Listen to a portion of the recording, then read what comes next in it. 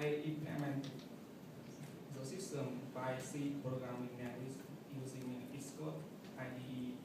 I also use Android SDK and APK tools to work with APK files, and the system runs on OS 10 environments. These experiment results I've done. The picture shows one example of the compile. This is done in step 1, and the results is a text file that's easy to read and process. And from the compiled text, the system have to train from the samples that's classified before. And by using libraries classified, the system needs to train from both malware and benign applications. And I use the sample of 227 malware and 200 benign applications to training process. From training process, here's top 15 requests and API of benign applications. And here are top 15 requests and API of malicious applications. As so in the graph before, here are some services used by almost malware. It's collected internet, it has to write to install storage devices, and it boots with the system, and also it uses SMS services.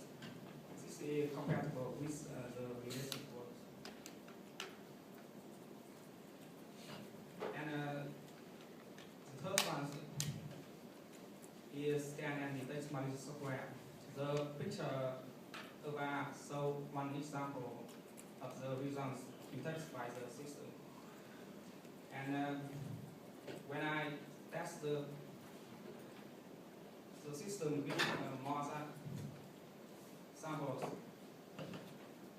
the system can detect 22 malware in a total 34. And when scan benign application, it's only detects 1 part. From the results, the accuracy is reasonable, so metadata is used for classification and detection malware. And in this research, I use a small amount training samples, so the results may change in another category. And malware packages in other applications, it may cause incorrectly detections results. Alright, today that is about my research about static analysis on Android application use metadata and learning machine techniques like bias classifier used to classify and detect malicious software. In the future, I will unpackage malware files, and I also use a large amount of samples and combine these methods with other methods to improve the accuracy. Here are my references. Okay, thanks.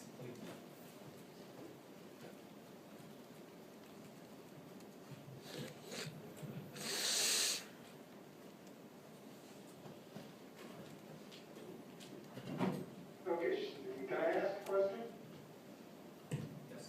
So you're proposed using Bayesian, a naive Bayesian classifier here. How many characteristics are you classifying with?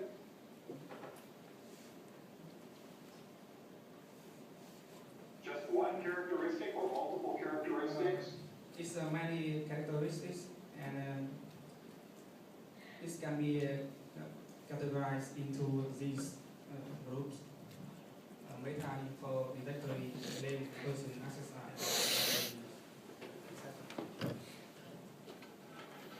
Native and normalized. So 2, 4, you're currently using, is this 5 pieces of data or more? This looks like more than 5, right?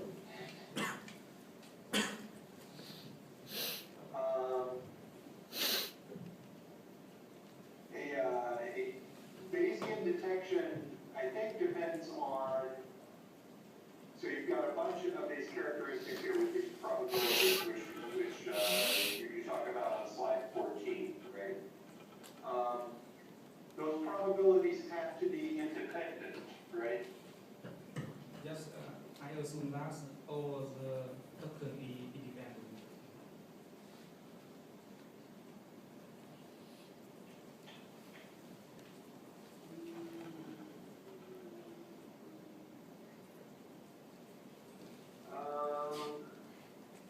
Most of these, let's see, so these that come out, these pieces of data that are on your slide 12 are, a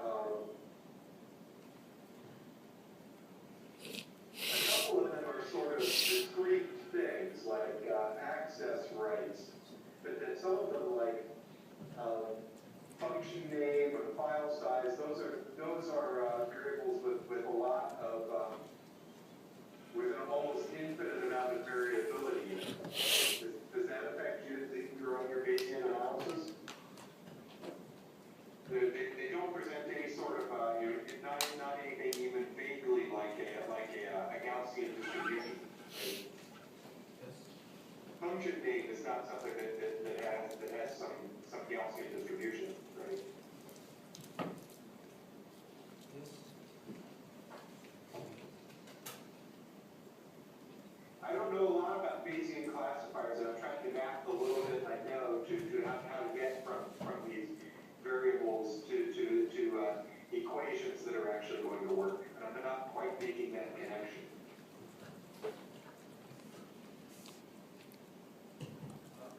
Sorry, I didn't understand. Can you explain to me?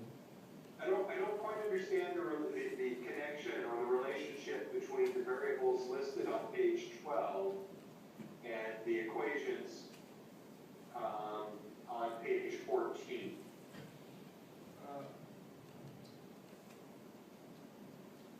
Some information here is collected from the compilers, and this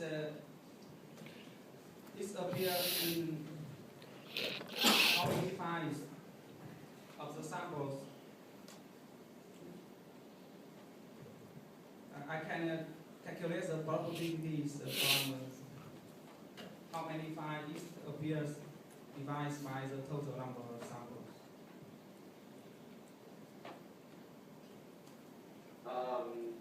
If they're simple function names like read and print, I can see that you might have a distribution of that, but function names are at least as broad and varied as human beings names. Can you actually do that with a function name? How many different function names did you see? So many function names, but it's API call from Android SDK. Those function names are not application function names. You're not looking at the symbol table in the application. You're looking at Android function calls. Yes. Okay, I see. So that makes it a restricted space. Okay. Thanks. Okay, that's enough now. I see.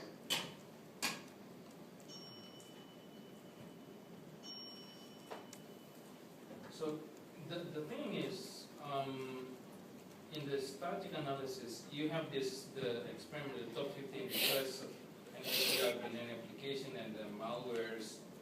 And is it possible to detect? I see the differences, but the problem is in the malware or in any application, if some sort of a dangerous APIs are being called and they are put within a loop, can you do that using static analysis? I mean, do you count it as a like double, like I'm looping twice for the read phone state API? But I count it one time. Only once.